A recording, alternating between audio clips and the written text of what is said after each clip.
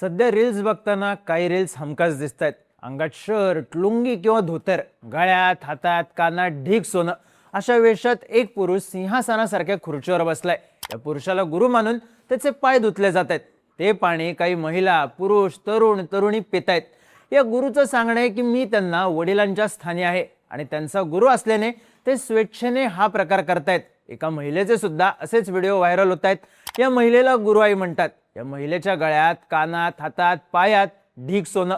या महिलेच्या भक्तांचा दरबार, घरात देवारा, ज्यात चांदीचे मुखवटे. आता भक्ती, श्रद्धा या गोष्टी खासगी आहेत आणि त्या करण्याचे आणि दाखवण्याचे मार्ग ही वैयक्तिक आवड. पण सध्या सोशल मीडियावर किंवा अगदी चौकातल्या फ्लेक्सवर दिसणारे हे गुरु चर्चेत आहेत. रील्समध्ये दिसणाऱ्या कथित आक्षेपार्ह गोष्टींमुळे आणि त्यांच्या अंगावरचं सोनं, आलिशान महाल यांच्यामुळे. पण हे सगळं येतं कुठून? लाखोंची आर्थिक उलाढाल होते कशी? महिला शिष्य पुरुष गुरुच्या मांडीवर बसून पाणी पिते ही पद्धत आहे काय? तर या सगळ्याचं उत्तर मिळतं ते म्हणजे गेणमाळ. हे स्वयंघोषित गुरुवर्य, त्यांचे शिष्य आणि गेणमाळेचा विषय काय पाहूयात या व्हिडिओमधून. नमस्कार, मी चिन्मय आणि तुम्ही पाहताय बोलभिडू. आता गेणमाळ म्हणजे काय तर ढोबळ शब्दात सांगायचं तर गळ्यात घालायची माळ. पण नाथ पंथात आणि देवीचं वारं येणाऱ्यांमध्ये या गेणमाळेला मोठं आध्यात्मिक महत्व आहे. यात गेणमाळ म्हणजे फक्त गळ्यात घालायची माळ इतकाच विषय मर्यादित राहत नाही. आता सध्या जे व्हिडिओज व्हायरल होत आहेत, ज्या गुरुवर्यांची चर्चा आहेत, हे गुरुवर्य देवी भक्त आहेत.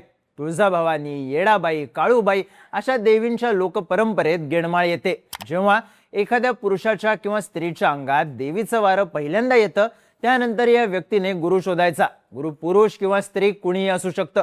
काही तृतीयपंथीय सुद्धा गुरु असतात. मग या गुरुकडे जाऊन त्या देवीची माळ घ्यायची, परडी घ्यायची, देवीचा मुखवटा किंवा मूर्ती घ्यायची आणि गुरुमंत्र घेत उपासना सुरू करायची, अशी सगळी पद्धत. पण ही गेणमाळ एका कार्यक्रमात घेतली जाते. त्यासाठी गुरुदक्षिणा असते आणि तामजामही मोठा असतो. गेणमाळ सध्या चर्चेत आहे ती कार्यक्रमांमुळे. काही कार्यक्रमांचे व्हिडिओ सोशल मीडियावर व्हायरल होत असल्यामुळे आणि या कार्यक्रमांमध्ये लाखोंची उलाढाल होत असल्याने. पण जर हा गुरु शिष्य परंपरेचा कार्यक्रम आहे तर यात पैसा आला कुठून? तर हाच आहे मूळ मुद्दा. या सगळ्या परंपरेचा भाग असलेल्या काही जणांनी नाव न सांगण्याच्या अटीवर दिलेल्या माहितीनुसार कुठल्या गुरुकडून गेणमाळ घेणार आहे त्यानुसार खर्च आणि गुरुदक्षिणा बदलत असते. यात काही प्रदीर्घ अनुभवी आणि या क्षेत्रात मोठं नाव असलेले लोक आहेत, जे सोशल मीडियावर सुद्धा बरेच प्रसिद्ध आहेत. ते गेणमाळ करण्यासाठी 3.5 ते 5 लाख रुपये घेतात. त्यांच्या खालोखाल जे स्वयंघोषित गुरु येतात ते 2 ते 3.5 लाख घेतात. त्यानंतर 1 लाख ते 2 लाख घेणारे आहेत आणि अगदीच नवखे गुरु 50 ते 80 हजारात हा कार्यक्रम करतात. पण माळ घालायची, परडी द्यायची, तर एवढे पैसे कशाला असा प्रश्न साहजिकच पडतो. तर यासाठी समजून घ्यावं लागतं कार्यक्रमात काय होतं. तर असं समजू की अमुक एखाद्या व्यक्तीच्या अंगात वारं येतंय, त्यामुळे त्या व्यक्तीने गुरु केला आणि गेणमाळ करायची आहे असं सांगितलं तर ती किंवा तो गुरु या व्यक्तीला काय काय कार्यक्रम होतील आणि किती खर्च येईल हे सगळं सांगतो. कार्यक्रमात जागरण गोंधळ घातला जातो. अंगाला हळद वगैरे लावून अगदी लग्नासारखे काही विधी होतात. काही कार्यक्रमांमध्ये तृतीयपंथीय व्यक्ती सुद्धा सहभागी होतात. मग हा गुरु या कार्यक्रमात जे काही त्या परंपरेमधले धार्मिक विधी आहेत ते विधी करतो. या सगळ्या कार्यक्रमासाठी गुरुला उक्त म्हणजेच एक ठराविक अमाऊंट द्यावी लागते. या अमाऊंटमधून हा गुरु कार्यक्रमाचा खर्च करतो. जे लोक गुरुसोबत येतात त्यांनाही पैसे देतो. याच पैशांमध्ये देवीची मूर्ती किंवा मुखवटा यासाठी लागणारे पैसे असतात. महत्वाची गोष्ट म्हणजे जिथं कार्यक्रम होणार आहे तिथला मंडप, महाप्रसाद आणि इतर सोयी गेणमाळ घेणाऱ्यांना कराव्या लागतात. आर्थिक ताकदीनुसार देवीचा मुखवटा द्यायचा की मूर्ती हे ठरतं.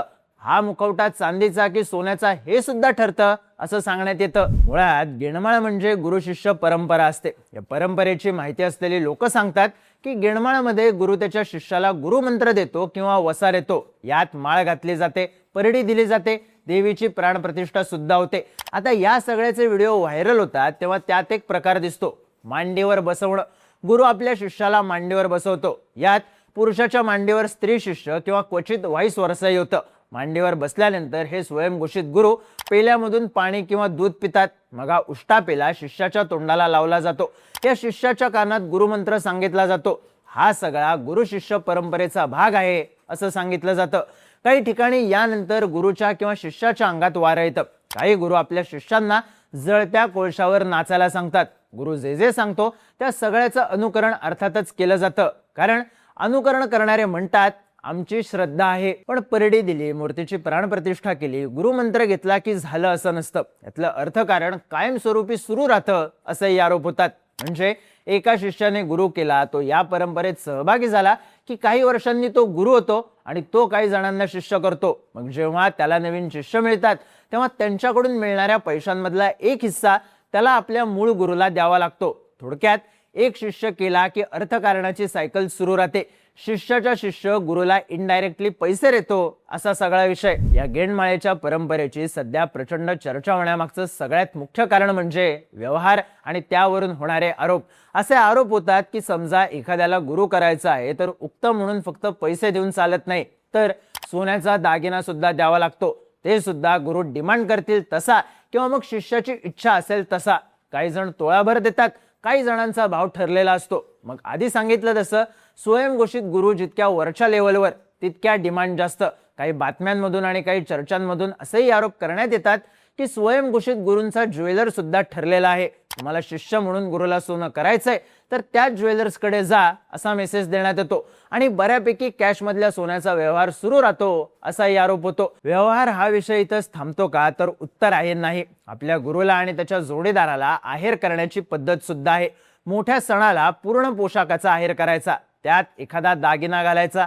आहेराचे कपडे कुठून घ्यायचे, काही स्वयंघोषित गुरूंचं ते दुकानही ठरलेलं असतं असाही आरोप होतो. आता हे सगळं होतं कुठं, तर सध्या सोशल मीडियामुळे पुणे जिल्हा या टॉपला दिसत असला तरी ही गोष्ट महाराष्ट्रात अनेक ठिकाणी होते. पण प्रत्येक ठिकाणच्या पद्धती थोड्या वेगळ्या आहेत.